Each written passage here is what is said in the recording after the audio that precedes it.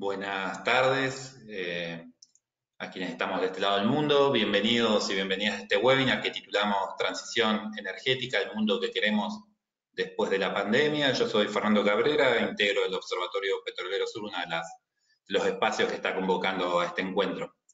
Antes de empezar, queríamos agradecerle profundamente a IDA, a la Asociación Interamericana de Defensa del Ambiente, que nos presta esta plataforma virtual para encontrarnos, a Claudia Velarde y a Víctor Quintanilla, que están un poco haciendo de soporte, acompañando esta transmisión desde ese lado.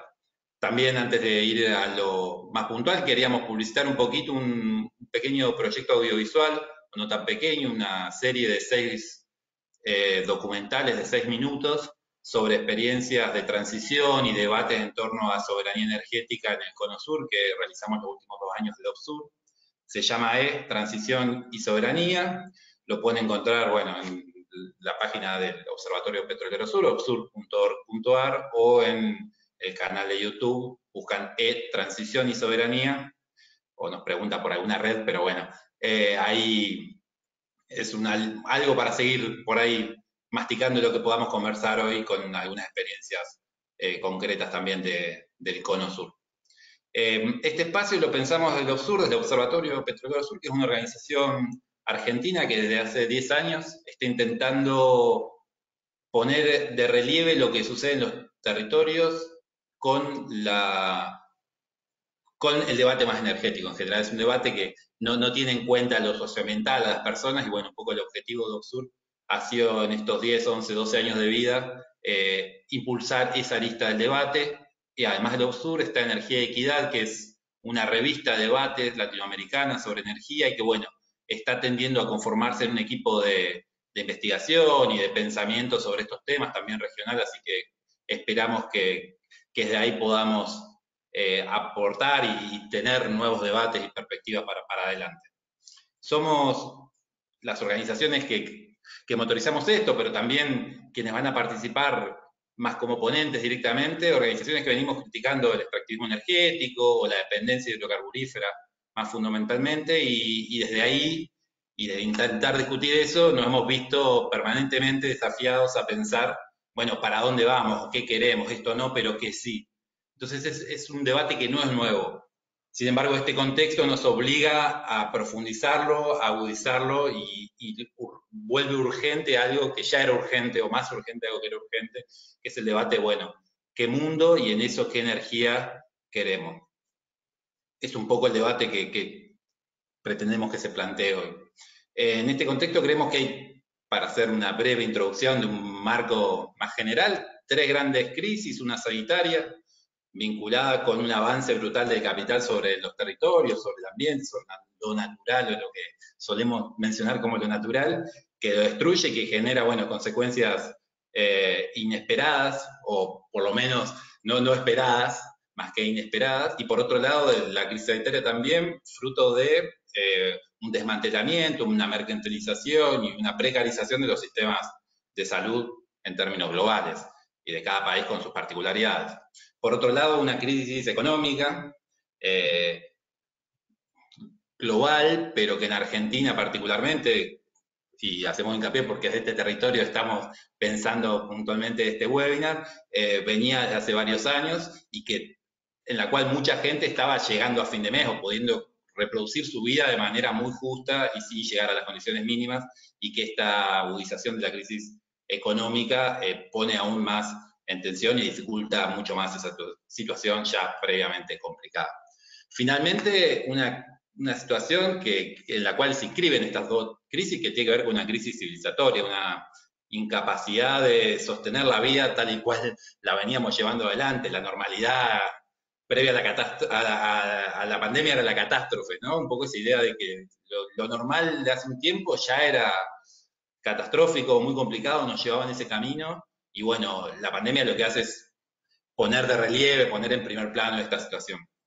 Frente a esto, la propuesta de este webinar es pensar a la energía como uno de los vectores para hacer cambios como necesarios para pensar cambios estructurales, no como una arista más del modelo de vida que hemos tenido, sino que los últimos 150, 200 años el capitalismo, las sociedades como las conocemos y los hidrocarburos estuvieron íntimamente vinculados.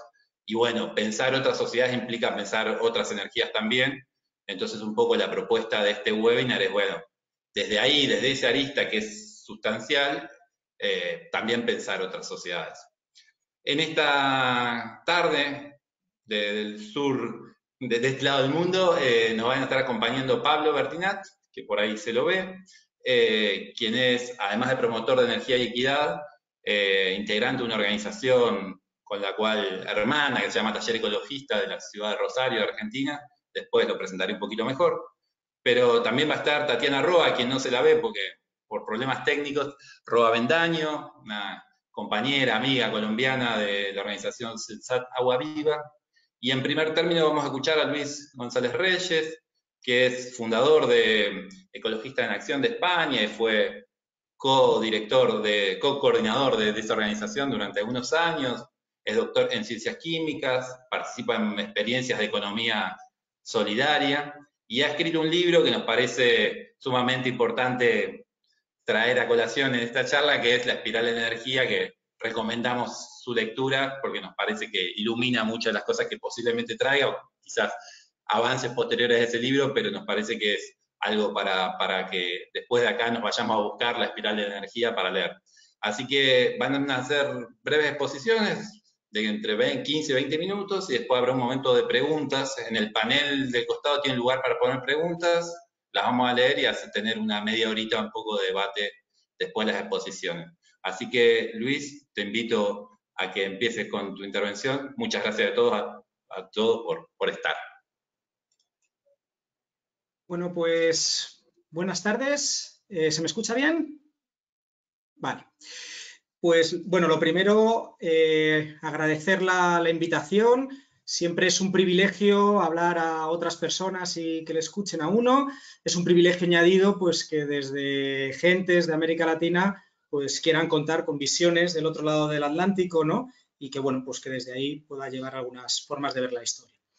Bueno, yo mis 20 minutos los voy a centrar fundamentalmente en describir en qué consiste, o algunos aspectos, mejor dicho, de en qué consiste esta crisis civilizatoria que comentaba Fernando en la introducción, ¿no?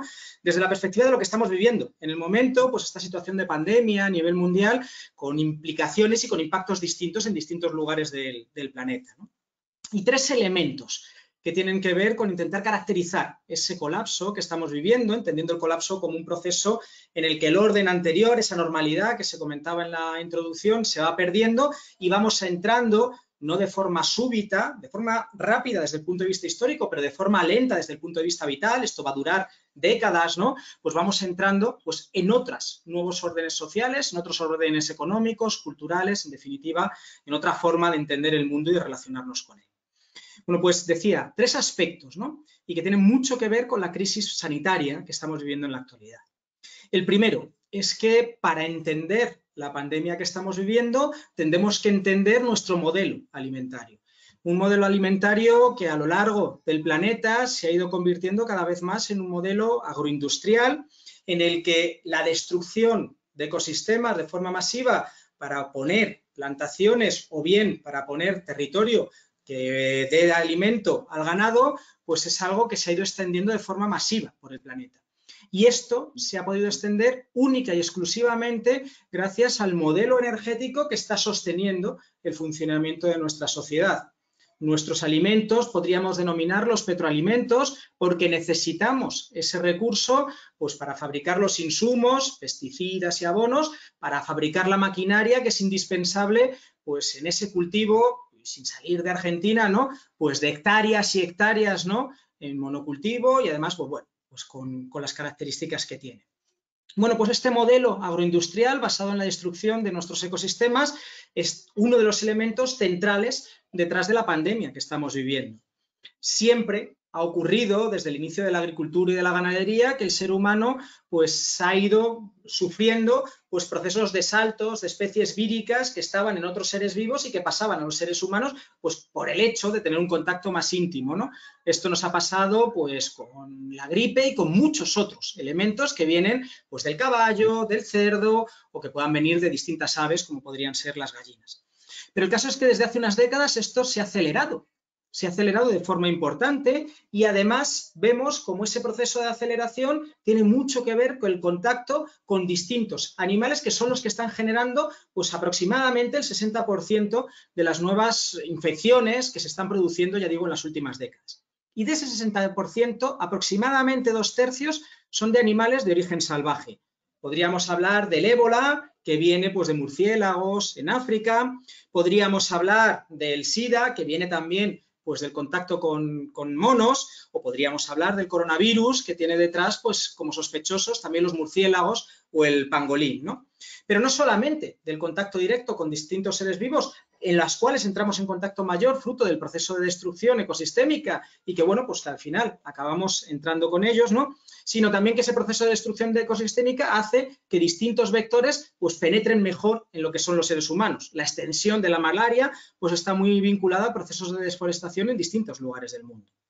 En realidad, la destrucción de nuestros ecosistemas pues también está íntimamente ligada no solamente pues, con ese modelo agroalimentario, sino también con el cambio climático. Y el cambio climático no es más que la cara B de nuestro consumo energético basado en combustibles fósiles. Cambio climático que significa la mayor expansión de distintos vectores que producen pues, enfermedades como la malaria, ¿no? A regiones donde antes el mosquito no podía vivir pues, por las condiciones climáticas y ahora empieza a poder, que significan también una mayor destrucción ecosistémica, pues teniendo procesos similares a los que acabo de comentar, o que hacen que territorios que antes estaban congelados y que contienen dentro pues distintas especies víricas, bueno, pues al descongelarse como consecuencia del aumento de la temperatura, estas especies puedan expandirse y puedan empezar a entrar en contacto con seres humanos y a partir de ahí tener distintos procesos infecciosos. Así que primera idea, para entender lo que estamos viviendo tenemos que entender nuestro proceso de destrucción ambiental y para entender nuestro proceso de destrucción ambiental tenemos que comprender que nuestras fuentes energéticas densas han permitido ese proceso para que, bueno, pues vivamos como estamos viviendo en la actualidad. Segunda idea, y que tiene que ver mucho también con todo el proceso de pandemia que estamos viviendo. Ahora mismo la pandemia se expande y se expande de forma más importante porque han tenido éxito toda una serie de políticas neoliberales que se venían instalando desde los 70, 80, pues en distintos lugares del planeta y que en América Latina, pues como bien saben, han sido desgraciadamente pioneros y punteros en muchas de estas cosas, en muchos casos a golpe de dictaduras. Bueno, pues este proceso de neoliberalismo lo podríamos caracterizar de distintas maneras, pero voy a entrar solamente en dos factores. El primero es que uno de sus elementos básicos es el desmantelamiento de los servicios públicos allá hasta los niveles a los que se podían haber ido desarrollando, pues fruto de las políticas que se vinieron a poner en marcha después de la Segunda Guerra Mundial. Bueno, pues este desmantelamiento de lo público es, por una parte, pues ahora descubrimos que es nuestra última defensa, nuestra única defensa contra la expansión de este tipo de pandemias, ¿no? Es claramente el único factor que permite pues, que las poblaciones más vulnerables a las enfermedades pues, puedan resistir, pero a la vez descubrimos que es uno de nuestros principales elementos de vulnerabilidad. Si estamos encerrados en medio mundo, ¿no? En casas, es porque tenemos sistemas sanitarios, pues bueno, pues que son relativamente débiles, son más débiles de lo que eran anteriormente, fruto de estas políticas neoliberales. En España es algo marcadísimo y clarísimo, ¿no? Unos procesos de recorte que han significado unos procesos de pérdida de calidad en los servicios sanitarios, ¿no? Y que bueno, pues a la vez esto que nos puede salvar nos convierte en lo más vulnerable. Es claramente lo que nos ha hecho encerrarnos porque no iban a resistir, no lo están haciendo desde luego en España de forma clara, pues el desafío que significa pues una pandemia con un pico de infecciones y de casos graves pues muy, muy altos. Así que primer factor, este desmantelamiento de lo público. Segundo factor que tiene mucho que ver con el proceso de pandemia y con lo que estamos viviendo y que desde mi punto de vista es todavía más grave que el desmantelamiento de lo público, es el desmantelamiento de lo común. Es decir, de las redes de solidaridad, de las redes de apoyo mutuo, de las redes, de alguna manera, de tejido que teníamos en nuestros barrios, en nuestros pueblos, en definitiva, en nuestras sociedades, y que el neoliberalismo ha machacado más de lo que ya venían siendo machacadas por el desarrollo del capitalismo. Bueno, pues en este momento en el que se desmantelan estas redes de lo común, ¿no? Descubrimos cómo esta ilusión de la individualidad que nos vendía el neoliberalismo era eso, era una ilusión. Era algo que no era posible, que no era factible y que, bueno, pues que realmente no es real. somos seres profundamente interdependientes, somos seres que dependemos de un montón de otras personas. Ahora mismo, cuando estamos viviendo encerrados en nuestras casas, descubrimos que para poder vivir encerrados, para poder vivir encerradas dentro de nuestras casas, necesitamos que haya otras personas que sigan cultivando los campos, que traigan la comida a las ciudades, que haya otras personas que se preocupen de nuestra salud si enfermamos y tenemos casos graves. De alguna manera descubrimos que necesitamos que nos retiren nuestras basuras porque no podríamos gestionar esa cantidad de residuos dentro de nuestros hogares y bueno, pues desde ahí vemos nuestras vulnerabilidades entendiendo pues que somos profundamente interdependientes y que la ilusión de la individualidad era eso, una ilusión. Pero es más, también descubrimos que un elemento absolutamente central de la calidad de vida, absolutamente central de lo que tiene que ver pues, con una vida de calidad, es bueno, pues, una socialización fuerte, una socialización de calidad. Lo que más echamos de menos y lo que intentamos solventar desde nuestros hogares es las relaciones con otras personas. Y ponemos en marcha todas las herramientas que podemos, tecnológicas o no tecnológicas, para poder intentar tener pues, algún tipo de relación. Y este es una de las cosas que también nos enseña de forma profunda nuestra crisis y que de alguna manera ha sido una de las cosas que han hecho más vulnerables a nuestras sociedades pues, a pandemias como la que estamos viviendo del coronavirus y que probablemente no va a ser la última. Y el tercer elemento, que tiene que ver mucho con la vulnerabilidad que se muestra fruto pues, de la pandemia que tenemos, de esta infección masiva del coronavirus, es la globalización. La globalización nos la habían vendido como un elemento que nos iba a generar fortaleza, que nos iba a permitir resistir mucho más a los envites, y qué duda cabe que los procesos de globalización tienen algunos elementos de resiliencia, algunos elementos que permiten responder ante distintas crisis. Por ejemplo, la creación masiva de dinero que vimos pues en la crisis del 2007-2008, ¿no? Pues permitió solventar en el corto plazo de alguna manera una crisis y hacerla un poco menos virulenta de lo que hubiera sido, básicamente pues echando hacia adelante en forma de deuda masiva pues ese problema, ¿no? Y que ahora nos está estallando y nos va a estallar todavía más. Pero hay de alguna manera una capacidad de resistencia. Una alta conectividad permite pues, que las escaseces de determinados recursos en unos territorios se compensen con otros, obviamente, si desde la perspectiva del capital pues interesa hacer estas compensaciones. Bueno, podríamos tener algunos mecanismos de resiliencia como estos. Pero en realidad, si lo miramos de manera profunda, y esta crisis nos lo está mostrando de forma muy clara, nuestro sistema tiene vulnerabilidades muchísimo más potentes que sus elementos de fortaleza y que hacen pues, que tengamos un sistema tremendamente frágil, pues que ahora se nos está resquebrajando delante de nuestros ojos de manera patente. Nuestro sistema ha llegado a un punto en el que aumentos sostenidos de complejidad, en lugar de generar beneficios, en lugar de generar resistencias, lo que están generando son mayores vulnerabilidades. Un ejemplo, y es en el que me voy a centrar, es que nuestro sistema funciona como un todo. No hay elementos desconectados, sino que tiene que funcionar todo en conjunto porque todo depende de todo. Y para que funcione como todo, la energía es un elemento absolutamente central. Sin tener fuentes energéticas densas como los combustibles fósiles, pero muy especialmente como el petróleo, no somos capaces de tener un traspaso masivo de materia, de personas, de mercancía y de información en cortos periodos, o sea, de velocidades muy rápidas, ¿no? Y ya digo, y de forma masiva. Y esto es gracias a esa disponibilidad energética masiva. De manera que esto ahora mismo nos está estallando en distintos elementos. Y justo nos está estallando con lo que nos plantean que son los elementos que nos solventan las problemáticas que tenemos por delante y con los elementos que de alguna manera pues nos dicen que, bueno, pues que son los de fortaleza de este sistema. El primero de ellos. Ahora mismo estamos viendo una creación absolutamente descomunal de crédito a nivel global.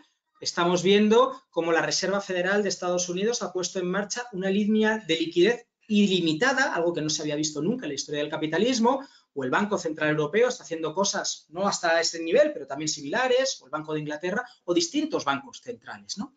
Además, con unos tipos de interés por los suelos. Esto que nos venden como que va a ser la solución a la crisis económica que claramente se está abriendo y en la que claramente estamos entrando con niveles de profundidad que no es causa del coronavirus, pero que el coronavirus pues de alguna manera realimenta, en realidad no soluciona nada. Es intentar poner las mismas recetas que ya pusimos en el 2007-2008, recetas que en gran parte están agotadas y que se basan en crear una gigantesca cantidad de deuda pues mayor de la que tenemos. Tenemos que saber que desde hace un par de décadas, por lo menos, nuestra deuda crece más rápido que el Producto Interior Bruto, y estoy diciendo a nivel global, a nivel de datos mundiales, ¿no? Lo que significa pues, que no está siendo capaz de engrasar lo suficiente pues, todo lo que son los mecanismos económicos de funcionamiento, de reproducción del capital, pues para generar beneficios suficientes que restauren esa deuda, generando pues, un funcionamiento adecuado de la economía. Tenemos una economía basada en una deuda imposible de restituir, y esto es un problema gigantesco para el funcionamiento de nuestro sistema, que de alguna manera u otra va a estallar, y ahora está estallando y va a estallar más con el tipo de medidas que se están tomando. El segundo ejemplo es que, decía anteriormente, uno de los elementos de resistencia es esta alta conectividad que nos permite mover mercancías de unos lugares a otros en función de las necesidades. Bueno, pues esta alta conectividad a la vez es un ejemplo clarísimo pues, de carencia. Tenemos una red de producción globalizada, unas cadenas globales de producción y consumo que hacen que además haya un nivel de almacenamiento pues muy pequeño en las distintas poblaciones. Bueno, ahora mismo en España, y estoy seguro que no es algo que esté ocurriendo solamente en España, estamos viendo cómo nos quedamos sin mascarillas como elemento de protección ante el contagio del coronavirus. Y la gente dice, pero bueno, ¿qué pasa? ¿Por qué no fabricamos mascarillas? Bueno, pues no se fabrican mascarillas en España porque hace mucho tiempo que no hay fábricas de mascarillas en España y están todas ubicadas en China o en otros lugares, ¿no? Y de ahí las compramos. Y esto nos representa nuestra vulnerabilidad, en este caso a la protección sanitaria, pero que en realidad es una vulnerabilidad que podemos dar en un montón de elementos distintos a nivel económico, porque dependemos, en el caso español, pero es similar en el colombiano o en el argentino, ¿no? Pues de una red global que se está cortocircuitando y que además depende de esos combustibles fósiles que comentaba, ¿no? La crisis económica ejemplifica cómo esto no puede funcionar. Y el tercero de los elementos que quería representar como eje de vulnerabilidad fuerte, a pesar de que nos lo venden como eje de fortaleza, sería el urbano, el de las ciudades. La mayoría de la población mundial habitamos ya en entornos urbanos, y los entornos urbanos se plantean como esos lugares pues, de fortaleza económica, donde se reproduce fuertemente el capital, donde son de alguna manera los elementos más dinámicos de nuestras sociedades. A la vez son los elementos más vulnerables. ¿Qué sucedería sin los tanques de almacenamiento de petróleo que hay en todas las ciudades, que son básicos para el funcionamiento pues, de todo lo que tiene que ver con el modo de transporte? ¿Qué sucedería si los grandes mercados de abastos dejasen de tener suministro que viene de centenares de kilómetros de distancia? ¿Qué sucedería si los procesos de depuración y de aguas en nuestras ciudades pues, dejasen de funcionar? Bueno, sucedería que nuestras ciudades en muy poquito tiempo se vendrían abajo porque no tenemos ningún elemento de los verdaderamente importantes para la vida, y todos esos elementos acaban dependiendo de ese consumo energético masivo, que a su vez tiene que ser necesariamente de combustibles fósiles, y son elementos que ahora mismo se ven puestos en cuestión por crisis que podríamos decir tan relativamente pequeñas como la pandemia que estamos viviendo de coronavirus. Tenemos un sistema en el que... 5 minutitos. Muy bien, estoy terminando ya, gracias. Tenemos un sistema en el que, en realidad, con un ataque como lo que puede ser una pandemia global, como la que estamos viviendo con el coronavirus, pues pone en jaque un montón de elementos que tienen que ver con nuestro sistema alimentario, con el sistema de funcionamiento neoliberal o con todo lo que tiene que ver con la globalización capitalista, ¿no? Pero en realidad esto ocurre porque nuestras sociedades, nuestras economías ya están enfermas. A los cuerpos sanos, cuando son infectadas por el virus, en general resisten bien y no tienen problemas graves sanitarios. Si nuestra sociedad está resistiendo mal, es porque en realidad tiene un cuerpo profundamente enfermo en el que hay distintos vectores de enfermedad pues, que nos están atravesando. Uno es el cambio climático, otro es la pérdida de biodiversidad, otros son sociedades tremendamente desiguales, y uno clarísimo dentro de esto es nuestros límites al acceso de materiales y de energía que ahora mismo estamos viviendo. Estamos viviendo el pico de disponibilidad máxima de combustibles fósiles, petróleo, carbón y gas, y estamos viviendo, y digo viviendo en términos históricos, da igual que sea este año, que sea el que viene o que sea dentro de 5, en este momento histórico, también el pico de disponibilidad de muchos elementos absolutamente centrales, como podrían ser el cobre o como podría ser el fósforo. De manera que creo que en este proceso de colapso, que, bueno, la crisis del coronavirus no es más que un punto de inflexión dentro de ese proceso de colapso, de esa crisis civilizatoria, lo que hemos entrado es en un tiempo que, por seguir con las analogías que estamos viviendo del coronavirus, es un tiempo de triaje. ahora mismo es una palabra, un término que en España se ha puesto muy de moda, porque es lo que están realizando un montón de médicos, un montón de médicas en los hospitales. Es elegir a los pacientes que consideran que tienen más posibilidades de sanar, porque a los otros los descartan porque simplemente no hay medios para atender a todo. Estamos viviendo un momento en el que no son posibles las opciones buenas. Todas las opciones son malas y las opciones que tenemos que tener sobre la mesa son las menos malas. Y una de las opciones menos malas, una de las dicotomías, uno de los triajes que tenemos que tener dentro de esas opciones menos malas es qué tipo de políticas macroeconómicas ponemos sobre la mesa. Políticas macroeconómicas que permitan recuperar el crecimiento, que es con lo que nos están machacando ahora a tope, ¿no? Incluso antes de que se acabase la crisis sanitaria, o políticas sostenidas en las cuales nuestros consumos materiales y energéticos, sobre todo y fundamentalmente de las regiones que las tenemos muy altas, ¿no? Porque tenemos unas desigualdades brutales en el consumo material y energético a nivel global, sobre todo en las regiones profundamente enriquecidas, se reducen de forma muy importante para meternos dentro de los límites ambientales y para conseguir, pues de alguna manera, pues tener pues, unas sociedades que permitan garantizar unos servicios mínimos, una calidad mínima de las vidas de las personas. Y digo que son elecciones las dos con límites, las dos malas, porque cuando hablamos de procesos en los que reduzcamos nuestro consumo de materia y energía, ya digo, de forma desigual a nivel planetario en función de la clase, bueno, pues esto va a significar, y hemos hecho hace poco un estudio para España, pues una destrucción muy importante de empleos. En el estudio que acabamos de hacer para España planteábamos una destrucción de 2 millones de empleos en la década que se abre ahora, 2020-2030, y esto en unas sociedades como las nuestras, que somos dependientes del empleo porque son profundamente capitalistas, pues por más medidas que pongamos a nivel social, no nos engañemos, es una mala noticia para una parte importante de la población. Pero es que la otra opción, la de tomar el crecimiento, desde mi punto de vista es una opción mucho peor. Porque si retomamos el crecimiento desde una perspectiva de continuar un uso masivo de combustibles fósiles, entre otras cosas vamos a tener un disparamiento de lo que son los procesos de cambio climático que tienen sobre la mesa cientos de miles de muertos. Cientos de miles de muertos todos los años. Y esto es algo pues, que hace que la pandemia del coronavirus sea pues, casi de risa, y no quiero trivializarla porque en absoluto es de risa, ¿no? Pero que es tremendamente más grave.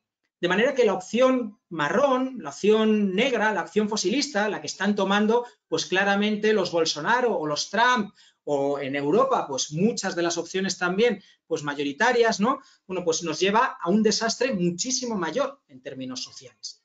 Pero la otra opción, y con esto termino, ¿no? La basada en el crecimiento verde, la basada en el desarrollo masivo de renovables, pues es una opción que tampoco es positiva. Lo que plantean distintos modelos es que esa opción también significa un aumento de temperatura que nos sitúe por encima de los márgenes de seguridad climática y que dispare pues, situaciones pues, de irreversibilidad complicadas a nivel energético y a nivel climático. No en vano pues, requieren un consumo masivo de materia y energía simplemente para hacer ese despliegue masivo pues, de lo que tiene que ver con las renovables, ¿no? Pero además no solamente tiene problemas desde el punto de vista climático, sino que tiene problemas desde el punto de vista material. No hay materia suficiente para el despliegue masivo pues, que nos están vendiendo, y en Europa claramente es el lugar central, el nicho central de la apuesta por este crecimiento verde, entre otras cosas porque no tenemos otros recursos, ¿no? sobre los que basar nuestro crecimiento, ¿no? y desde ahí las élites apuestan por ello. De manera que, y con esto termino, estamos viviendo una crisis sistémica en la cual el coronavirus es un elemento pues, que la desencadena, como había otros que la estaban desencadenando ya, es un elemento que marca un punto de inflexión, una crisis sistémica en la cual la energía es un factor determinante, pero no es el único, se suma a otra serie de factores que hacen que tengamos cuerpos económicos y cuerpos sociales profundamente enfermos, vulnerables y que por lo tanto están colapsando, y en ese contexto, en un contexto de cambios complicados, tenemos que enfrentarnos, y a esto necesita pues entereza política y entereza personal, entereza vital, pues a situaciones complicadas en las que nuestras opciones son todas malas y tenemos que elegir la menos mala de ellas, y desde ahí tenemos que pensar también en políticas fuertes de redistribución de la riqueza, en políticas fuertes en lo que tiene que ver pues, con la atención a las mayorías sociales, que son las más vulnerables, y esto significa poner en marcha pues, no políticas de alguna manera suaves de redistribución de la riqueza, sino políticas ya digo, ambiciosas en lo que tiene que ver con el reparto del empleo, con la apertura a trabajos más allá del empleo, con expropiaciones o con políticas fiscales realmente redistributivas. Con esto lo dejo, doy paso a Tatiana y a Pablo, que entrarán en una posición pues mucho más de alternativas y de propuestas, y luego podemos coloquiar un poquito.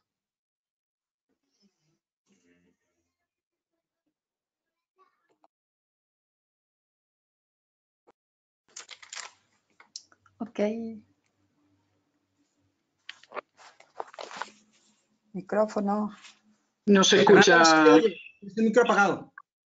Hola.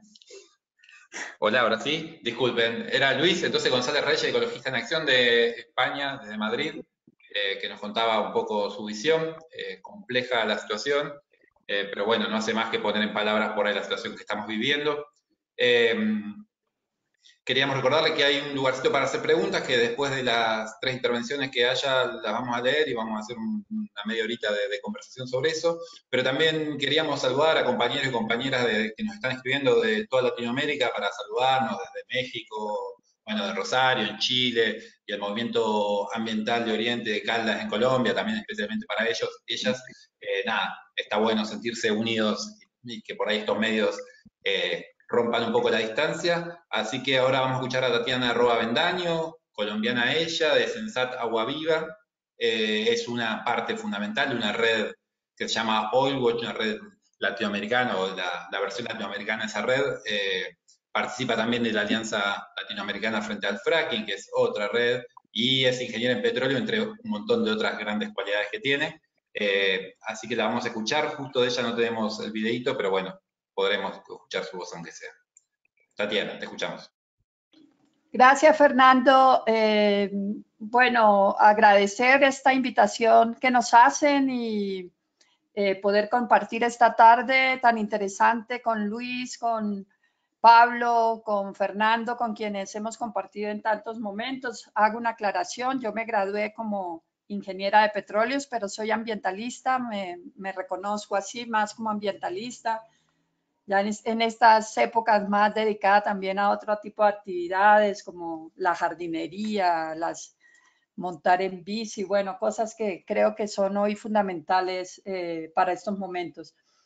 Bueno, a mí me han pedido que converse un poco sobre el tema de cómo es que en Colombia existen espacios donde se encuentran, digamos, trabajadores petroleros de la minería, con organizaciones comunitarias, con organizaciones indígenas, con organizaciones ambientalistas. Y entonces me voy a referir a eso y cómo de ahí fuimos llegando a una propuesta de transición energética.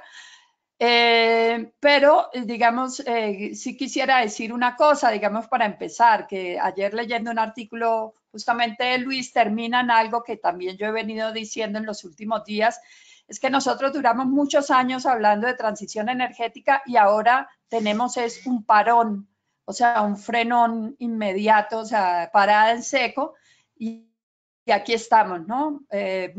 Todavía sin un rumbo claro desde las propuestas alternativas. Entonces tenemos, yo creo que, cómo revisar lo que hemos planteado estos años y cómo desde ahí tratar de fortalecer y construir propuestas. Entonces empiezo diciendo, en Colombia hace más de una década nos tomó todo este tema del extractivismo con una exacerbación de conflictos territoriales, de conflictos de muchos tipos por este nuevo extractivismo.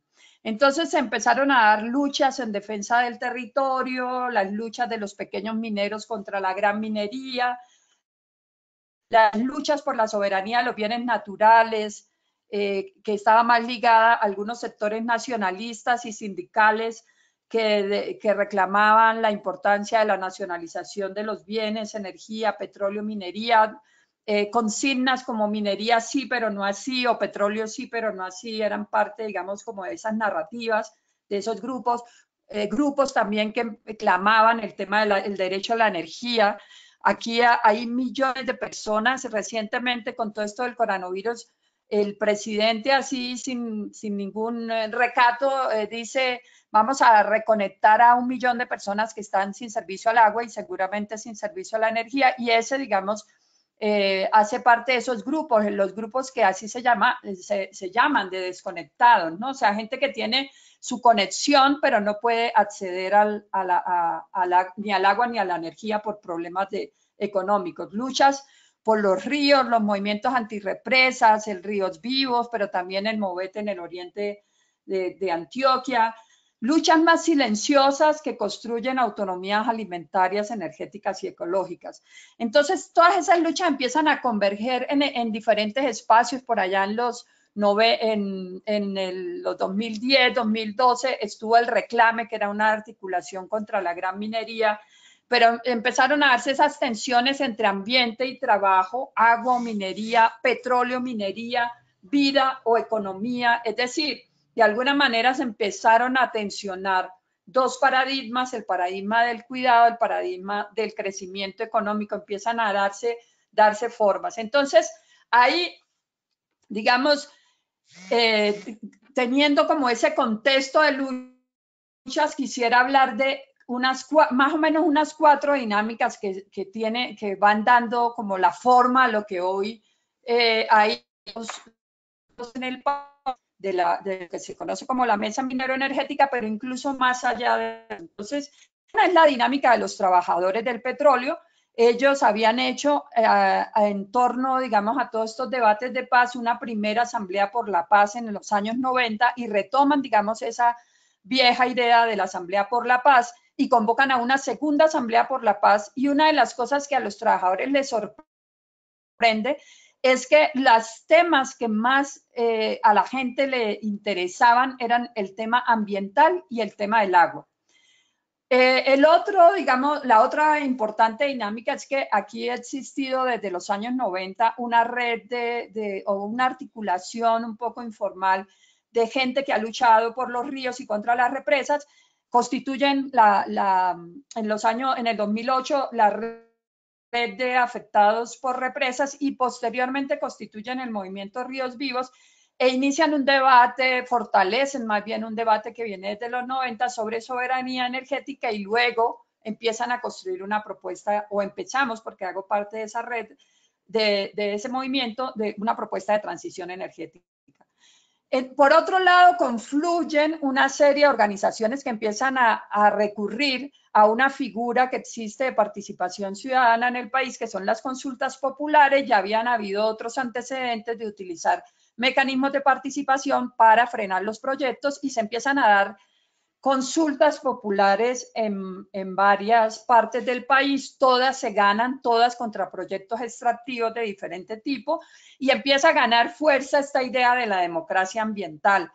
Digamos, esto da lugar más adelante a un proceso que se llama el Movimiento Nacional Ambientalista, y ahí muy cercano a eso toda la lucha contra el fracking y la constitución de la Alianza Colombia Libre de Fracking.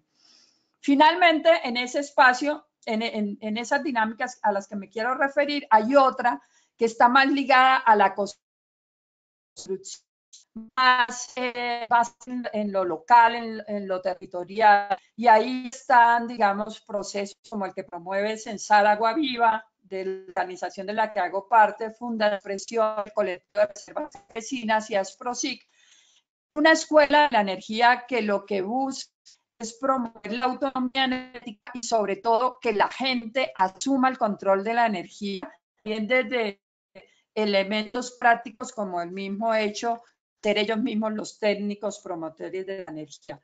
Todas estas dinámicas se van a encontrar en un espacio que crea la Sindical Obrera, que funda después de la Segunda Asamblea por la Paz, que es la Mesa Social Mineroenergética y Ambiental por la Paz. Ahí también los pequeñeros, ahí también llegan otros trabajadores, los del sector eléctrico, los del sector del carbón, y ahí, digamos, se dan esas viejas tensiones de las que ya les hablaba antes, trabajo, petróleo,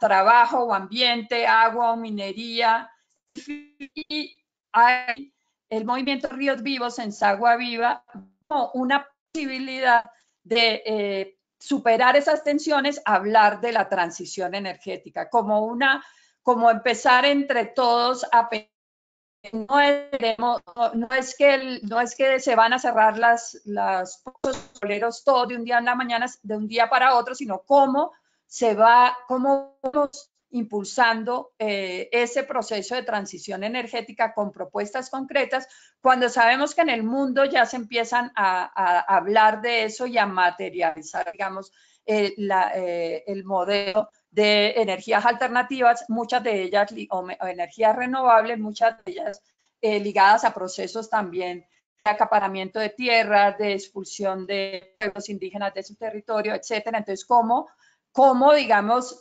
discutimos qué tipo de transición queremos? Y ahí, digamos, que partimos de unos puntos para hablar de esa transición, y es: transición energética requiere transformaciones culturales. O sea, no entendemos la transición energética como un proceso de cambio de la matriz energética, sino como un cambio en la sociedad, un cambio que implica, digamos, el tema de movilidad, que implica el tema de la alimentación, digamos, como el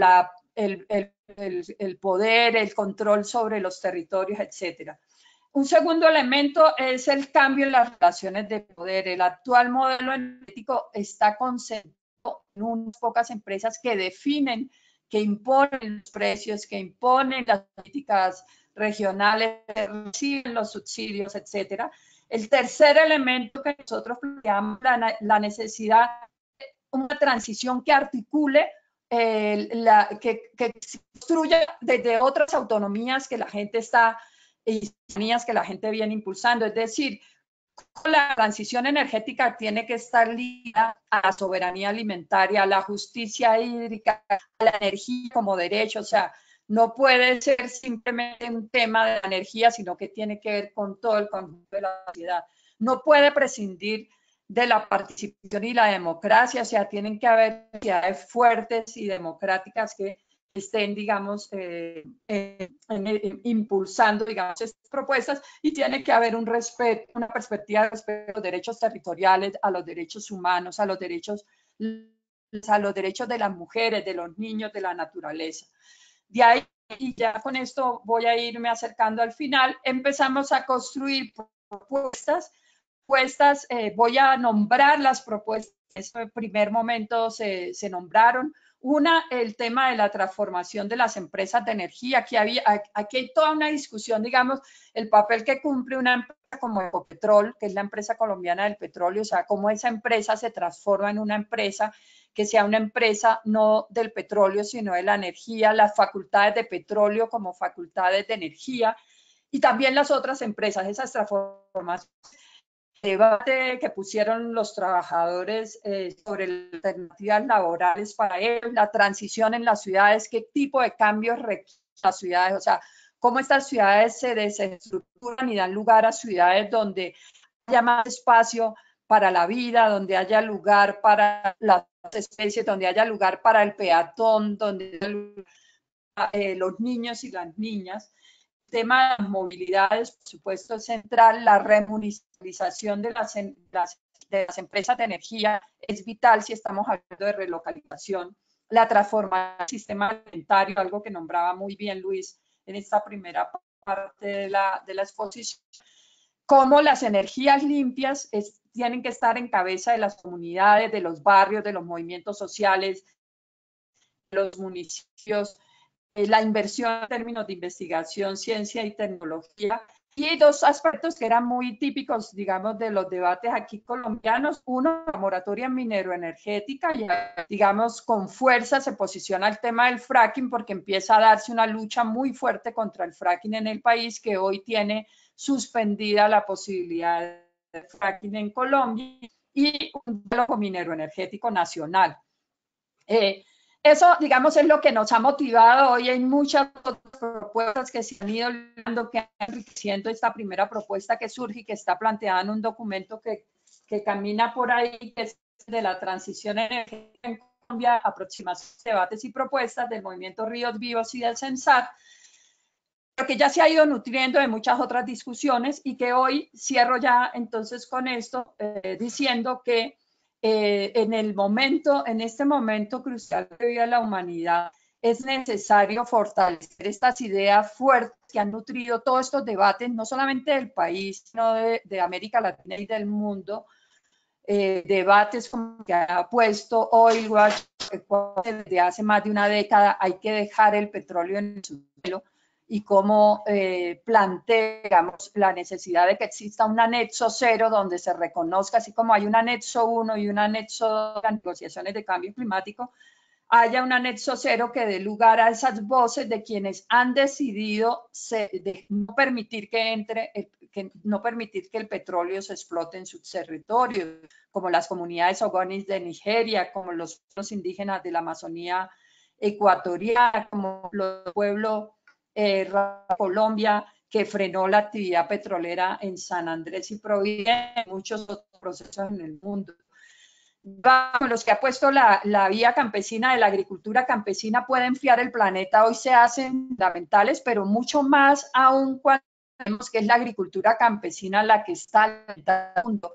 Y lo vemos con ejemplos concretos en Ecuador, donde la gente, los campos ha llenado camiones de comida a las ciudades, a poblaciones hambrientas. O sea, por primera vez entendemos, la gente entender el papel que cumple el campesinado en estos países. Frente a la globalización y los riesgos a los que nos ha llevado esta globalización, hablamos de la relocalización de las economías. Creo que ahí tenemos, tenemos que fortalecer mucho todas esas redes que se están creando en Colombia y seguramente en muchas otras partes del mundo, donde se fomentan los trueques, donde se fomentan los mercados, etcétera. O sea, no es para ser pesimistas, es tiempo para ser optimistas y para posicionar todas esas propuestas, todas esas cantidades de propuestas que son silenciosas en los territorios y que dan lugar a que haya posibilidades del vivir o de la vida sabrosa, como dicen nuestros hermanos y hermanas. Muchas gracias. Gracias, Tatiana. Era Tatiana Roa Avendaño de Sensat Agua Viva de Colombia, ambientalista, ciclista, jardinera, como me corrigió ahí en la presentación. Agradecemos la intervención, agradecemos a la gente que está mandando saludos. Bueno, no vamos a saludarlas a todos, pero los leímos. Después, cuando en estos días vamos a colgar el video de esta transmisión en YouTube, así que se lo vamos a pasar también, si no, pídanoslo, porque están preguntando también con eso. Y bueno, en tercer lugar, vamos a hablar con Pablo Bertinat. Él es promotor de este espacio que está convocando a este encuentro, que se llama Energía y Equidad. También integra Taller Ecologista, una organización hermana de la ciudad de Rosario. Es ingeniero electricista y es director del Observatorio de Energía y Sustentabilidad de la Universidad Tecnológica Nacional con sede en Rosario. Así que, Pablo, te escuchamos. Muchas gracias. Bueno, un gustazo, como siempre, compartir con todos ustedes y también con toda la gente que está enganchada, escuchando y participando de alguna manera en este contexto, ¿no? Como decías, estamos desde Taller Ecologista y con otros compañeros tratando de revitalizar un viejo espacio que teníamos de debate alrededor de la energía, desde la ecología política, la economía ecológica, y de un espacio que intente conjugar tanto la militancia que tenemos de todos los días en el cambio, en el cambio societario que impulsamos con las discusiones energéticas también, y allí estamos trabajando y en conjunto también, por supuesto, con todas las organizaciones que están auspiciando y muchas participando en este evento. Yo, dos o tres cositas, porque bueno, siempre muchas cosas ya se han planteado, algunas me interesaría reforzarlas, pero de cualquier manera quisiera empezar con un par de datos de color, que me parece que son importantes para ubicar el momento. Alguien ha hablado en estos días de un gran experimento de reducción de emisiones en el mundo, en el planeta, a partir del parate que estamos viviendo. Solo quería plantear un par de datos, porque tenemos la sensación de que el planeta se detuvo en muchos casos. Si uno revisa qué ha pasado con la producción de petróleo a nivel planetario, estamos hablando de que de alrededor de 100 millones de barriles diarios de producción debemos haber bajado a 87. Esa es la magnitud de todo este parate aproximadamente. Y eso es, lo que significa es tener una idea de lo que significa poner en marcha todo este complejo societario del que hablaba Luis, que es un todo y que hay que moverlo como un todo y que ese todo necesita una cantidad de energía gigante. Pero aún más, para dimensionar o para tener una idea de la dimensión del desafío, decimos que bajamos de 100 a 87. Si uno revisa, por ejemplo, no las proyecciones de una organización ecologista, sino de IRENA, la Agencia Internacional de Energía Renovable, que en su escenario que permitiría alcanzar, no sobrepasar los 2 grados de temperatura, dice que debiéramos estar en 60 millones de barriles en el 2030 y en 40 millones de barriles en el 2040. Esto da una idea de la magnitud del cambio que debería ser necesario en cuanto al abandono de los combustibles fósiles y la velocidad de ese abandono. Y un dato más de color y entro de lleno al tema, porque estaba vinculado a lo que planteaba Luis respecto a la relación de nuestro sistema agroalimentario con el sistema energético. En Argentina, en los últimos 40 años, la intensidad del sector agropecuario, la intensidad energética se multiplicó por 8. ¿Qué decimos esto? ¿Qué decimos con esto? Que necesitamos hoy 8 veces más energía para cada unidad de producto bruto agregado del sector agropecuario. Esta es la magnitud de la intensidad de lo que hemos construido como sistema agroalimentario, en este caso en Argentina.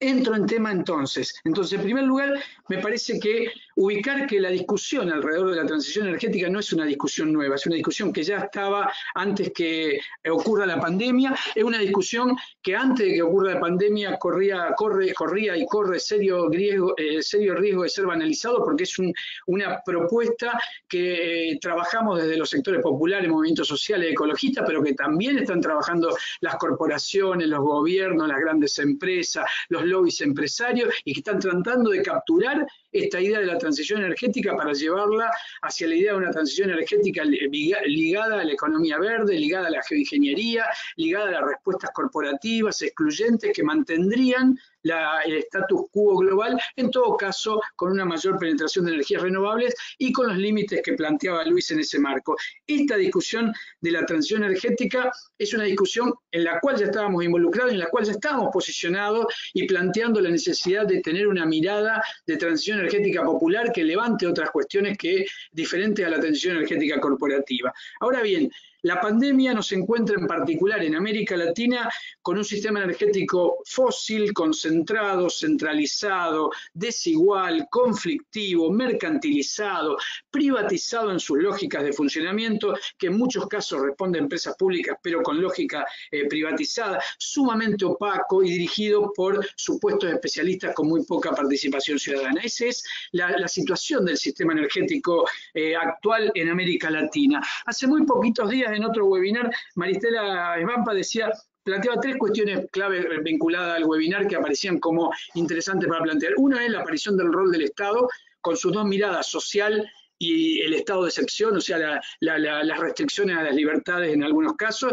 Planteaba también la idea del ocultamiento de las causas reales de la pandemia y, por otro lado, la preocupación por el discurso belicista que se había instalado, o que se ha instalado, y la prevención respecto al discurso de las alternativas y las falsas soluciones. Yo creo que ahí hay algunos puntos interesantes para poder plantear algunas cuestiones también vinculadas a las propuestas y las alternativas en el sector energético. En primer lugar, la vuelta del rol del Estado per se o por sí mismo para nosotros no es una garantía de que esto pueda cambiar algo, por más que tenga un rostro social. El sector energético en América Latina es un sector comandado por los estados de América Latina. Las 3 más grandes empresas energéticas de América Latina son estatales, funcionan bajo una lógica privatista y neoliberal que hemos heredado de los 90 en casi todos los países, con lo cual más Estado en estas condiciones en el sector energético no es de por sí bueno. Tendrá que ver en todo caso con cuáles son las características con las cuales se den los debates.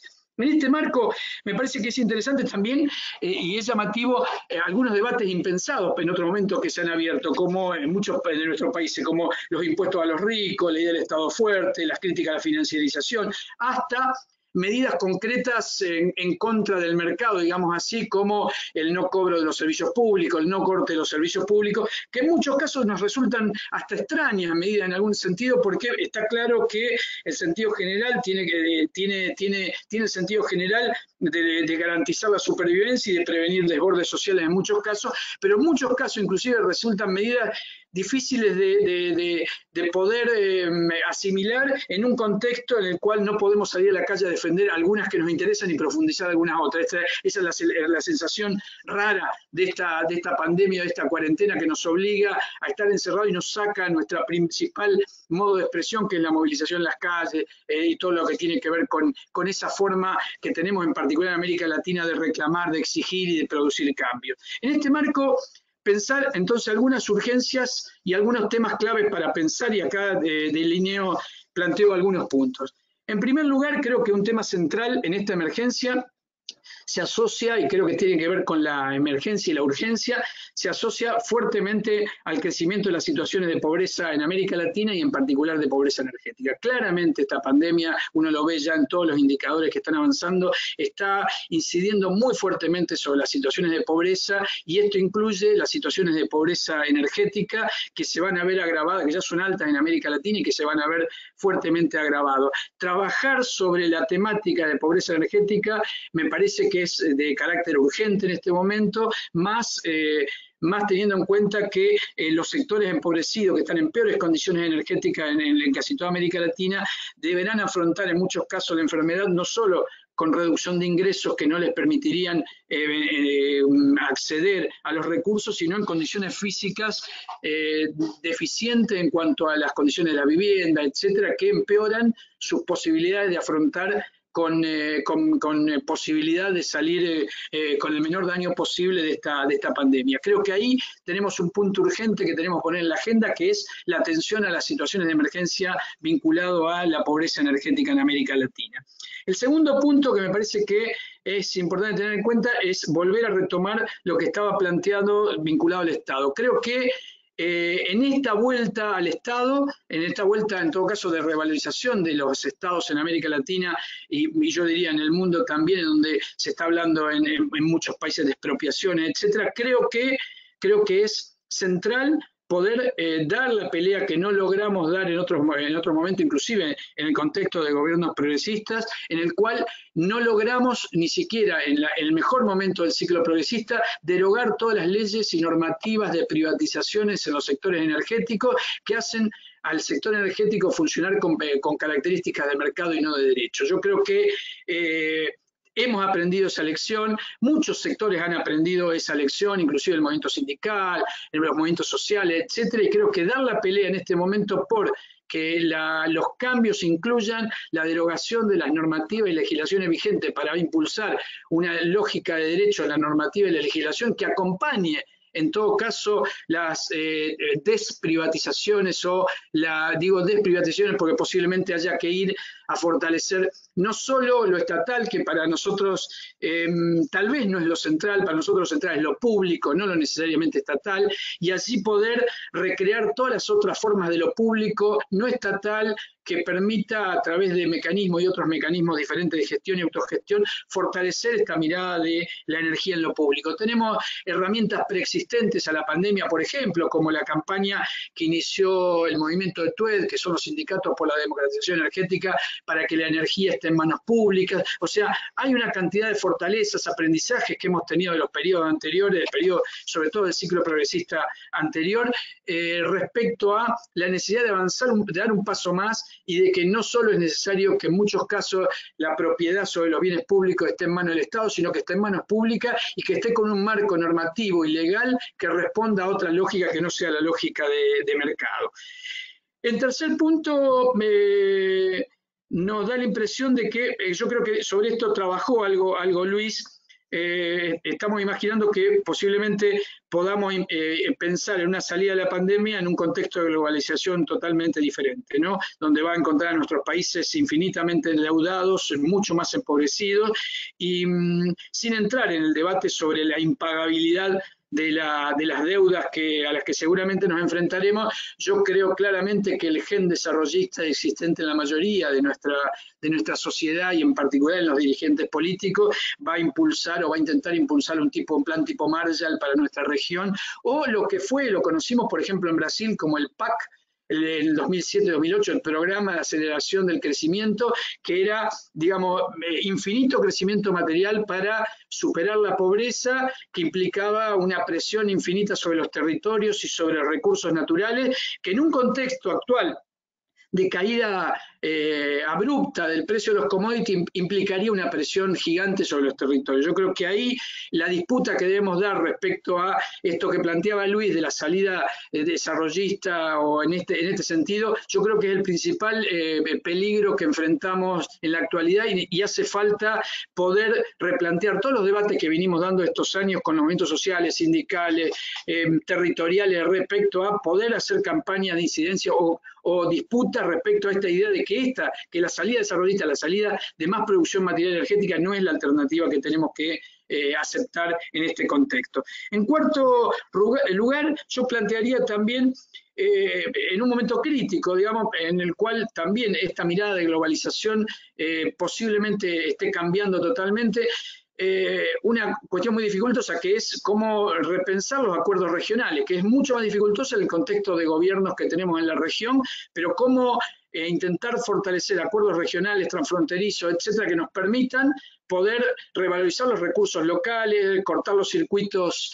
de circulación de materiales, mercancías, etcétera, como estaba planteando también anteriormente Luis. Creo que es central, y ahí el fortalecimiento de las economías locales y de las lógicas de funcionamiento y de circulación local, en particular regionales, sería muy interesante si tuviésemos un contexto de acuerdos regionales en el continente más fuerte, pero claramente son dificultosos en este contexto. En quinto lugar, lo que planteaba Tatiana, las experiencias de comunidades cooperativas, yo creo que no son lo que nos está marcando el camino, o sea, el tema de la autonomía, la autogestión, no queda duda que en los escenarios que se avecinan, aquellas comunidades que puedan tener en sus manos las posibilidades de decisiones respecto al devenir energético serán las que estén en mejores condiciones para lograr los cambios necesarios. Esto se refiere a poder avanzar en mayores grados de autonomía energética, no en el contexto solamente de electricidad, sino de autonomía energética en general, la idea de vivir con lo nuestro, con lo que tenemos a mano y poder reconstruir lo que tenemos a mano. Y esto tiene no solo una pata física de cuáles son los combustibles que utilizamos o los alimentos que generamos, sino que tiene también, o fundamentalmente, tiene una pata de gestión, de autogestión, de generar estos lazos comunales que se estaban planteando anteriormente, de fortalecer estos lazos comunales. Yo creo que ahí está gran parte de las claves y gran parte de lo que podamos avanzar en este contexto, me parece que se asocian a la posibilidad de fortalecer estos lazos. Creo que me queda muy poquito tiempo, entonces voy a plantear dos cositas más. Se ha puesto de moda también en la región la discusión respecto a la concepción de la generación distribuida y todas estas cuestiones. Yo quería solamente hacer dos reflexiones sobre esto porque está muy en debate también en sectores energéticos la temática de la generación distribuida. Y acá también hay una disputa entre la mirada de la transición energética popular y la transición energética corporativa, porque está claro que la mirada establecida de la generación distribuida que se está imponiendo es la idea de un modelo en el cual todas aportemos a un gran mercado centralizado, concentrado, en donde la renta está en el centro. Yo creo que acá la disputa es cómo pensar en este contexto de autonomía, de autogestión, de cooperativización, de comunalización, la idea o la concepción de la generación distribuida, no restringiéndola solamente a las redes, no solamente a la electricidad, sino esta idea, en definitiva, de recuperar la idea de la gestión, la autogestión de las redes, del sistema energético, de la satisfacción de necesidades energéticas. Y dos puntos finales, que creo que también nos obliga la salida de la pandemia, que es, por un lado, cómo fortalecemos las respuestas al intento de poder fortalecer por parte de los gobiernos actuales las salidas impulsando nuevamente las energías extremas, fracking, grandes hidráulicas, litio, minería, etcétera. Yo creo que ahí, sobre todo en este contexto de estado de excepción, de estado en algunos lados hasta represivo en algunos países, me da la impresión de que poner atención en la agenda al apoyo a las comunidades que están resistiendo a los embates de las energías extremas es clave. Yo creo que debemos pensar en un grado mayor de apoyo a todas estas comunidades, porque creo que pueden estar en muchas peores condiciones si no logramos rodearlas y poder apoyarlas en todo lo que tiene que ver con su lucha por resistir a todos los emprendimientos que muy probablemente, si avanza esta mirada de aceleración del crecimiento, van a tener una fuerte presión. Y en este contexto de excepcionalidad, como está planteado, creo que es central cómo discutimos y debatimos cómo, no solo cómo no retrocedemos, sino cómo avanzamos en procesos de democratización mucho más fuertes en el sector energético, que es un sector claramente opaco, como decíamos. Finalmente, bueno, nosotros entendemos que la transición energética popular, como decía Tati, no solo se trata de cambiar la fuente de energía ni qué opciones tecnológicas adoptar, sino que tiene que ver con transformar relaciones de poder alrededor de la energía y relaciones y nuestras relaciones o nuestra forma de relacionamiento entre nosotros como sociedad y entre nosotros y la naturaleza. En este camino cierro con el trabalenguas de siempre que planteamos, en donde para nosotros la guía es desprivatizar, desmercantilizar, desfosilizar, desconcentrar, descentralizar, democratizar. Creemos que esas siguen siendo las claves para pensar en un proceso de transición energética más en este contexto. Gracias, Pablo. Veíamos a Pablo Bertinat de Energía y Equidad, del Taller Ecologista, del Observatorio de la Energía y Sustentabilidad de la UTN de Rosario. Bueno, ahora pasamos a una ronda de preguntas. Ahí hicieron varias preguntas, las voy a transmitir. En primer lugar para Luis, las leo y después Luis tiene un ratito para responderlas. Después pasamos en el mismo orden al resto de quienes intervinieron.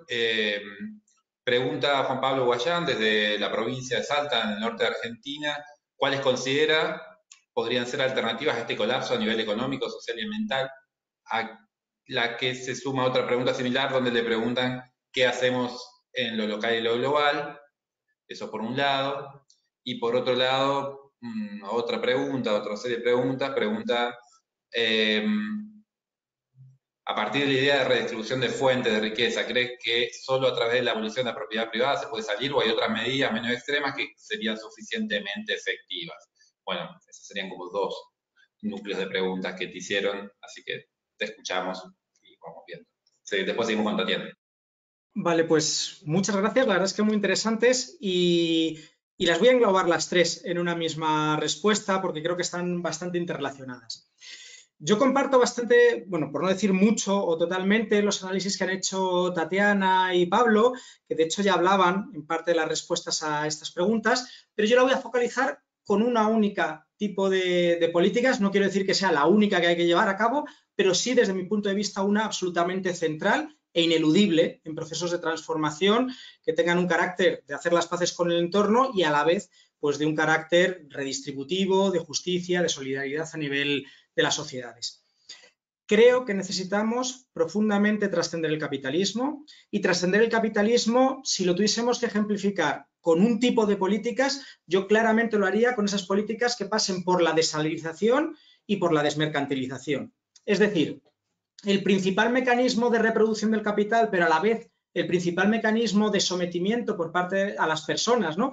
Que hace pues que, bueno, pues que no podamos hacer luchas profundamente emancipadoras porque nos tienen encadenados, es que la satisfacción de nuestras necesidades depende del dinero porque están mercantilizadas y la única forma que tenemos de obtener dinero es a través de la venta de nuestra fuerza de trabajo de manera en empleos, ya sean empleos pues, regulares o en empleos en la economía sumergida, pero en cualquier caso, pues a través de esa venta de fuerza de trabajo. Si no somos capaces de romper eso, todo lo demás lo vamos a tener imposible.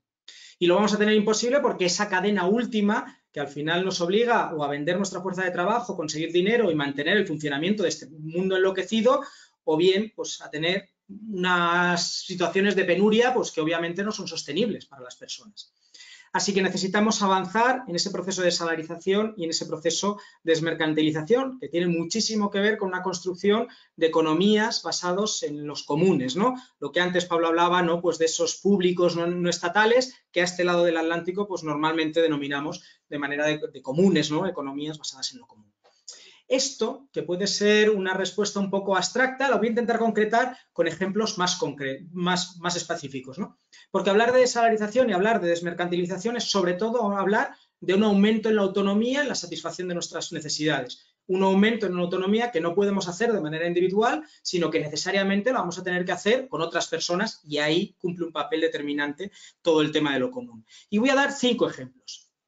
En lo que tiene que ver con el plano energético, que nos une pues en el seminario de hoy, bueno, pues ahora mismo en distintos lugares del planeta están avanzando cooperativas energéticas basadas no solamente en la producción renovable, sino también en una austeridad entendida pues como consumir lo que necesito para tener una vida digna y no más allá, ¿no? En el consumo, y que bueno, pues en distintos lugares de Europa, que yo es lo que conozco más porque ese es el territorio en el que habito, pues bueno, pues están teniendo un músculo potente, ¿no? En nuestro estado, pues Home Energy es un ejemplo paradigmático, pero hay otros, ¿no?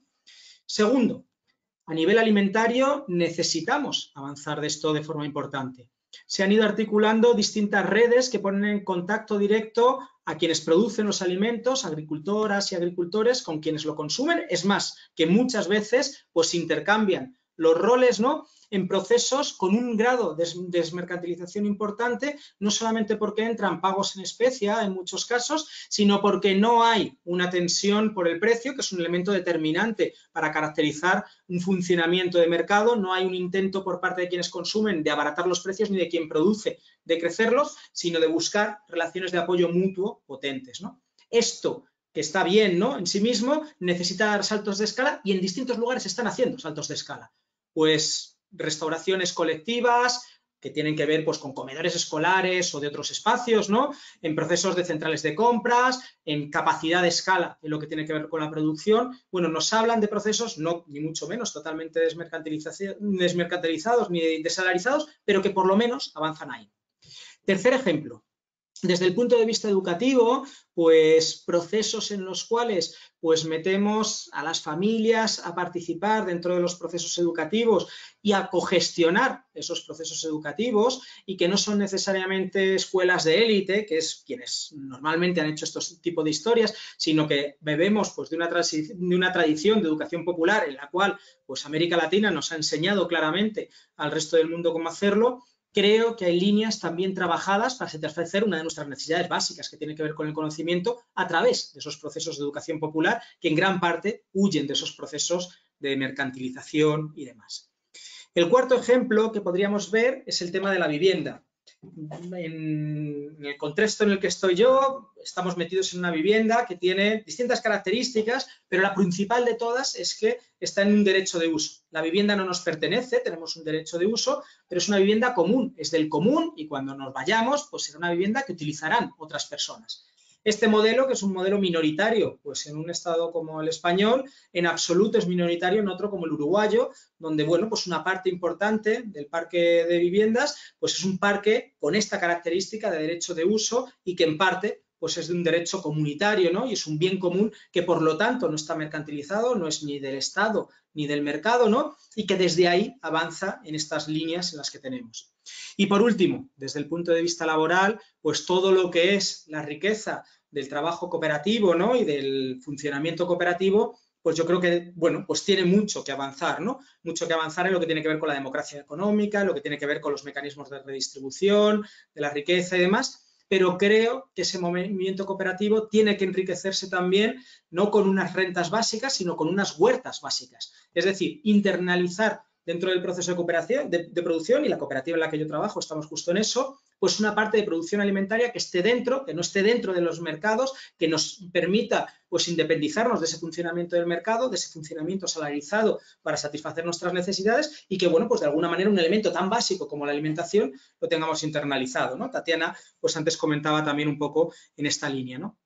yo creo que estos son elementos absolutamente centrales sobre los que tenemos que avanzar dentro de un proceso emancipatorio, porque hablan no solamente de esta redistribución de la riqueza, no solamente de tenernos herramientas para poder estar en paz con el planeta y realmente hacer luchas de carácter ecologista, de carácter sindical o de carácter solidario, pues realmente con más posibilidades de acción, ¿no? Y con más posibilidades de incidencia y de tener éxito, y que desde luego hablan de que probablemente, y recogiendo una parte de la pregunta inicial, pues no estamos en tiempo de medidas suaves, porque para empezar no tenemos tiempo, para continuar los grados de degradación social y de degradación ecosistémica son altísimos, y bueno, pues lo que nos toca es probablemente un movimiento único, no tenemos espacio para hacer primero una cosa suave, más reformista y luego algo más radical que cambie de fondo, sino que tenemos que hacer cambios pues, bruscos, importantes, potentes y que realmente pongan en entredicho las raíces de un sistema profundamente ecocida y profundamente sociocida. Gracias, Luis. Pasamos a Tatiana, que primero manda una reflexión. Dicen, hasta ahora la transición energética viene siendo una visión de recambio de fuentes de energía de fósiles a solares o similares. Esta transición no escapa a la lógica capitalista de generación, pues el uso energético apunta al mismo modelo de producción, depredando a la naturaleza con otras formas de energía. Eso es un comentario, por un lado. Por otro lado preguntan, ¿crees que alcanza cambiando hacia fuentes renovables o el problema va más allá? Sería como un núcleo de preguntas. Por otro lado preguntan, ¿qué entiende por apropiación de la energía por parte del pueblo? ¿O qué rol jugarían las cooperativas en algo así? Sería un segundo grupo de preguntas. Y un último dice, si conoce ejemplos urbanos de redes localizadas o de autogestión de producción energética. Así que, Tati, ¿te escuchamos? No te escuchamos. Sí, ya, disculpa, tenía el micrófono apagado. Sí, bueno, quiero empezar por el comentario inicial que se hace y en efecto no hay energía que sustente este tipo de sociedad. O sea, digamos, es imposible pensar en una transición, en un proceso de cambio energético si no se transforma la sociedad. O sea, esta sociedad funciona porque se ha quemado petróleo barato, se ha quemado carbón, se han quemado fósiles, subsidiados por los pueblos, subsidiados por la naturaleza, subsidiados incluso económicamente. Entonces, me parece que eso tiene que ser claro para entender por qué nosotros estamos hablando de que hay que transformar la cultura en primer lugar. O sea, este tipo de sociedad no tiene lugar, digamos, en una transformación. Ya lo estamos sufriendo, ya estamos, yo creo que cada vez entendiendo más algunas cosas que se estaban diciendo desde hace muchos años por diferentes organizaciones de diferente orden. Entonces, cuestiones sobre cómo nos movilizamos, cómo cultivamos nuestros alimentos, cómo nos alimentamos, qué compramos, cómo y cuándo, cómo construimos y planificamos nuestras ciudades, nuestros poblados, cómo construimos nuestras viviendas, cómo nos relacionamos con la naturaleza, están estrechamente ligadas a la energía. Y por eso, digamos que implica, o sea, por eso nos basamos y para nosotros es esencial el tema de la transformación cultural. Implica tener nuevos vínculos entre la sociedad y entre la sociedad y la naturaleza no humana, que nos permite entender, como dice la filósofa colombiana Patricia Noguera, la tierra sostiene y otorga todo para que la existencia humana acontezca. O sea, si no entendemos eso, es imposible pensar este tipo de sociedad. Entonces, digamos, es importante para decir por qué estamos hablando de que estos procesos de autonomía local son importantes, y esto tiene que ver con la pregunta de apropiarse de la energía. Desde que la energía ha dependido sobre todo de los fósiles, hemos tenido una distancia enorme con el tema energético. O sea, el tema energético se lo dejamos, entre comillas, a los expertos. O sea, como si fueran ellos los únicos que pueden hablar sobre el tema, cuando el tema de la energía debería ser algo que a todas y a todos nos interesara. Entonces, aquí, por ejemplo, nos dicen, no, es que esta es una cuestión de técnica, esta es una cuestión de expertos. Y nosotros, incluso nosotros mismos, los que somos de las redes, entonces también queremos buscar a los técnicos para que los técnicos sean los que dialoguen con otros técnicos, cuando debería ser la sociedad la que habla, en general, cualquier persona que hable de la energía. Es que empezando por el alimento, eso es energía. Entonces, cuando se pierde el miedo, y eso es un poco lo que trabajamos en la Escuela de la Energía con estos procesos locales, es que el campesino puede hablar e instalar un panel solar. Claro, no puede producir solar todavía, pero tiene la posibilidad de decir, sé para qué funciona, sé que no me funciona, sé cómo tengo que organizar el tema productivo en mi casa, cómo en mi parque, cómo instalo, para qué me sirve, digamos, ese panel solar, para qué me sirve el deshidratador solar, qué tipo de funciones puede hacer. Eso significa apropiarnos de la energía, o sea, perder esa distancia enorme que nos creó depender hoy del petróleo, depender hoy del carbón, y entonces dejar de lado una discusión que debería ser tan importante como la que hacemos sobre agua, ¿sí? Entonces, digamos, en ese sentido, aquí en una de las preguntas me decían que el caso colombiano, por ejemplo, el tema que nosotros dependemos del carbón. No, el carbón en Colombia, nosotros tenemos en este momento una economía completamente fosilizada, dependemos de las exportaciones de carbón y petróleo, pero en realidad el 100% del carbón que se extrae en la parte norte del país, que es como el 90%, se exporta totalmente. Entonces tenemos que acercarnos más a las cosas cotidianas, perder el temor, digamos, de relacionarnos más cercano con la tierra, desde el alimento, vuelvo, insisto, que es nuestra primera fuente de energía, tiene que estar más cercano también a nosotros. Muchas gracias. Gracias, Tatiana. Y bueno, para ir cerrando, a Pablo entró un tema relevante para Argentina que tiene que ver con el litio. Dice, le piden que amplíe su opinión sobre la extracción de litio, si está relacionado con el desarrollo de baterías para transporte eléctrico y acumulación de energía, ¿por qué no apoyarlo, por un lado? Y después una segunda pregunta más vinculada con cómo pensar una transición en Argentina sin la energía fósil, particularmente en Argentina. La seguridad energética ha sido garantizada justamente desde este sector. Yo considero, dice quien pregunta, que el gas es combustible de la transición. Por otro lado, dejar el petróleo en el suelo, como plantea la colega, generaría un colapso laboral en Argentina. Así que, Pablo, te dejamos un poco que cierres. Gracias, Fer. Bien, a ver, dos cosas primero. Respecto al tema litio, yo creo que tendríamos que ver qué es lo que discutimos en todo caso, porque yo siento que esta misma discusión la hicimos en algún momento cuando fue en el 2006-2008 el boom de los biocombustibles y en toda la discusión, o de los agrocombustibles, cuando discutimos toda la cuestión. El problema no es el petróleo, el problema no son los agrocombustibles, el problema no es el litio, el problema es el transporte, el problema es el sistema de transporte mundial.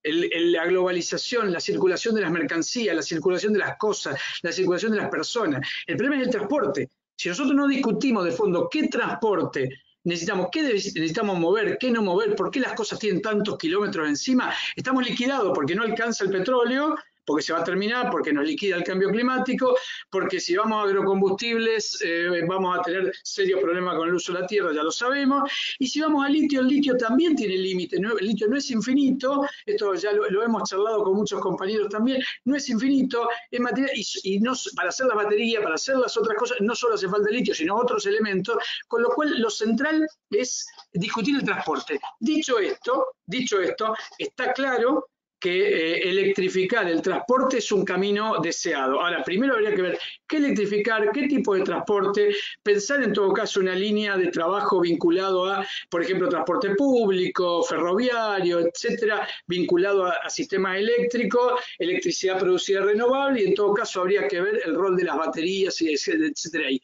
Yo creo que va a jugar un rol el litio en todo el desarrollo, van a jugar un rol los acumuladores, pero hay que verlo en el contexto que planteaba Luis, que así como no hay petróleo o se va a terminar o va a ocurrir el colapso climático, también tenemos problemas con un montón de materiales que son finitos totalmente en la Tierra. Entonces, en realidad, lo que hay que plantear es discutir, en primer lugar, el sistema de transporte. Eso es lo que hay que discutir. Y repensar las industrias locales, la menor circulación de las mercancías, las cosas. Creo que ahí está el centro de la cuestión. Si no ponemos el eje en otro punto de discusión. Dicho esto, posiblemente juega un rol, y yo creo que hoy inclusive se está trabajando en algunas líneas, en Argentina en particular, de pensar algunas líneas de desarrollo nacional vinculado al uso de litio para el transporte público, etcétera. Me parece correcto, etcétera, pero hay que dimensionar en ese contexto. Y el segundo punto, yo creo que nosotros, el sistema fósil nos va a dejar a nosotros, lo vamos a dejar nosotros a ellos. Digamos. El problema de los empleos no es un tema central. Digamos. A ver, dije una barbaridad, es un tema central, el tema de los empleos. Pero voy a dar un par de datos nada más, porque tampoco lo hemos pensado seriamente en América Latina y en Argentina. Hay un trabajo, por ejemplo, de Jacobson en Estados Unidos, que hace, muy interesante, que hace un escenario 2050 totalmente renovable en Estados Unidos y hace el balance sector por sector de pérdida y ganancia de empleo. El balance da una pérdida de 3.800.000 empleos, incluyendo minería de carbón, etcétera, una pérdida de 3.800.000 empleos y una ganancia de 3.900.000 empleos en un sector y 1.900.000 en otro, o sea, casi el balance de 2 millones de empleos a favor. El tema es que nosotros no hemos trabajado en estos procesos. Son procesos de transición, justamente. Son procesos de transición donde algo se va debilitando, algo va creciendo. Tal vez en este contexto, como planteaba Luis, haya que pensar en cuestiones más drásticas, pero son procesos. Son procesos. El petróleo va a ser abandonado porque se va a terminar o porque nos va a destruir y es preferible pensar un proceso de transición de abandono de los combustibles fósiles. En cuanto al gas, en Argentina no es un combustible de transición el gas. El gas posiblemente, que tampoco lo creo, pueda ser un combustible de transición en China donde se consume carbón. Posiblemente, aunque no lo crea. Pero en nuestro caso, que nuestra matriz energética tenga 50% de gas y que prácticamente más de la mitad de ese gas se use para producir electricidad cuando se podrían usar otras fuentes, claramente podemos desplazar gas a partir de incorporación de renovables para la generación de energía eléctrica. Yo creo que en este contexto hay que romper algunos conceptos que tenemos en ese sentido y plantear esta idea de procesos, de transición, de pensar detalladamente, con mucho detalle, dónde vamos a perder empleo, dónde vamos a ganar empleo, todo lo que hay que pensar en el contexto de ir a un mundo menos material y energético, que es la única alternativa. Y yo creo que para por ahí completar algunas de las cosas que planteaba Luis en su presentación. Esta mañana una compañera de nuestro grupo de investigación, GESIPE, mandaba 4 líneas que me parecen sumamente interesantes, que ella planteaba, creo que no sé de dónde estaba circulando esto, estas ideas de trabajar menos, trabajar todes, producir lo necesario y redistribuir todo. Yo creo que en gran parte por ahí resumen lo que pensamos, por lo menos lo que pienso yo sobre esta situación. Muchas gracias. Bueno, gracias Pablo, gracias Tati, gracias Luis. Ya tenemos que ir cerrando. Realmente estamos muy contentos. Hubo unas 300 personas conectadas durante gran parte de la charla, un poco menos. Recordarles lo de la serie de YouTube, Transición y Soberanía, y que el video de esta conversa va a estar subido en estos días en YouTube. Lo vamos a estar mandando seguramente al mail que dejaron cuando se inscribieron.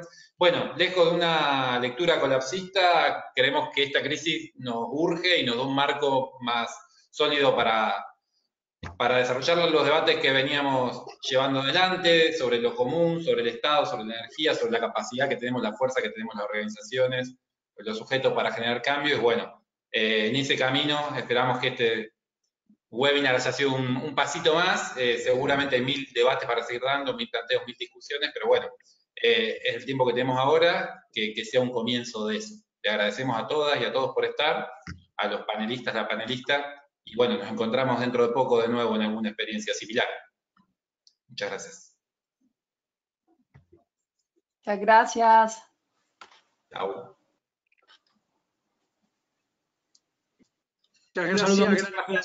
Muchas gracias Luis. Muchas gracias, un gusto. A ver cómo... abandonar acá.